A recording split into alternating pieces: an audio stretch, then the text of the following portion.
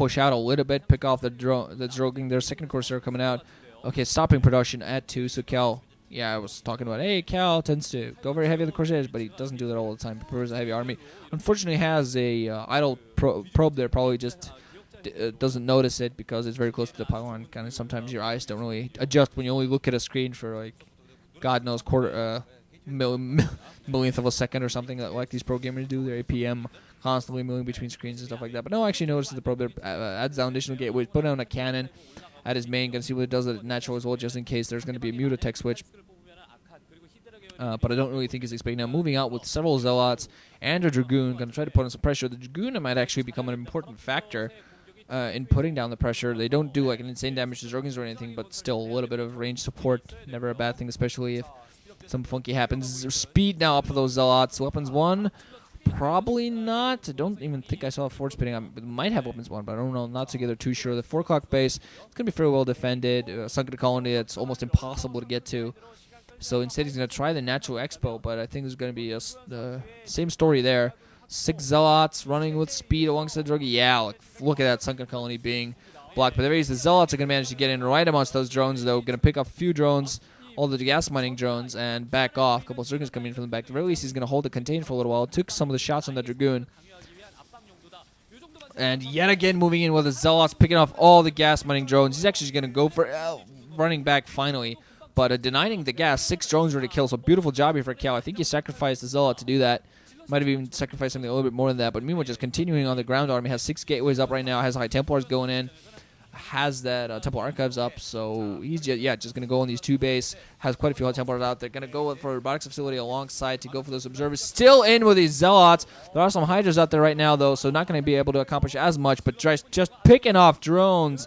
All sides just doing a beautiful job of denying mining as long as possible. One single Zealot can run down and run home and tell everybody of the awesome stuff that they did and the honorable deaths of his comrades.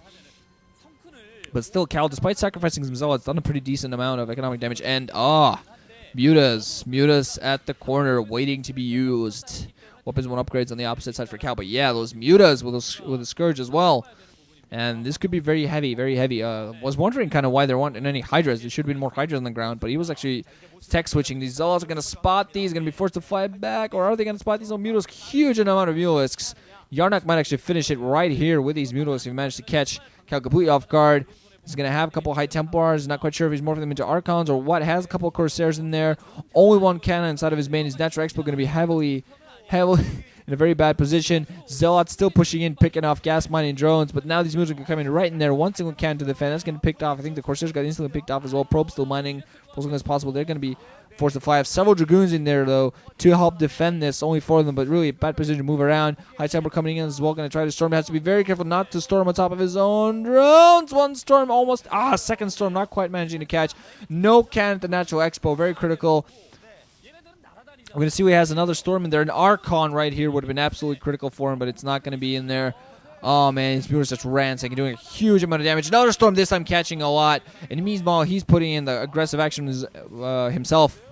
Those Zealots in there trying to pick up as many drones as possible, but Cal's still in a pretty bad position. He's done a decent amount of economic damage, but just lost a lot of Zealots and a lot of ground troops as he does. So moving inside the main now, trying to pick off even more drones before he loses these Zealots. But the drones are going to get us surrounded and pick off all those Zealots.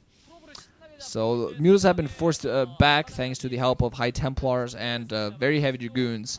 But still a decent amount of damage done. Quite a few probes picked off. Double digits, definitely. Cannons being put down. Double cannons at the main. Probably going to see double cannons at the natural. And Yarnak already done a lot of damage. The cannons at the main. Natural going to be forced down. And more Hydras moving out, though. So wondering whether Cal still has those storms out. Won't have the storm count he wants to attack those Hydras. Mind you, thankfully for him, Yarnak doesn't have a huge amount. And Cal does have a lot of those Dragoons to support his High Templars.